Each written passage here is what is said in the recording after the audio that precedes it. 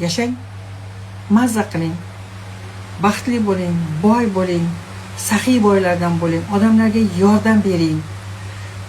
Odamlar sizni duo qilsin, bilgan bilsin, bilmagan bo'lib ketsin deydimi? Mana shunday qilib yashash kerak. Pulingiz ko'p bo'lsin, lekin pul so'rang Xudodan, beradi. Bandasiga beraman deb so'rang. Ana bandangni mushkulini oson qilmoqchiman, shunga shuncha pul kerak deng. Beradi Alloh taolo. Mehribon. O'sha boylik ko'p uni Alloh taolani. Beradi qizlar, beradi. Lekin men bu chashka to'lgandan keyin u yog'ini bandasiga berishingiz kerak.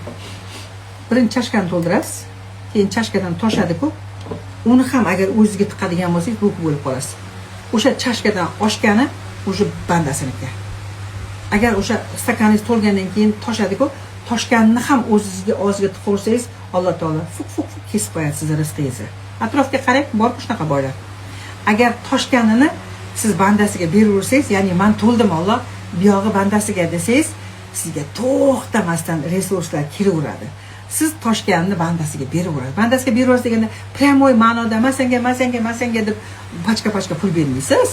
Masalan, kimgadir uyini ko'tarishiga, kimningdir raddomdan xotinini olib chiqishga, kimningdir to'yida oshini ko'tarasiz, kimningdir yana mana shunaqa kim nimaga muhtoj bo'lsa, o'sha toshganini hammasini beraverasiz. Tushuntirib oldimmi? Mushkulini oson qilasiz. Haqiqatan qiynalgan odam zo'r-ku. Mana shunday qilsangiz, Alloh taolo sizga to'xtamasdan beraveradi. Menga ishoning, men bilaman.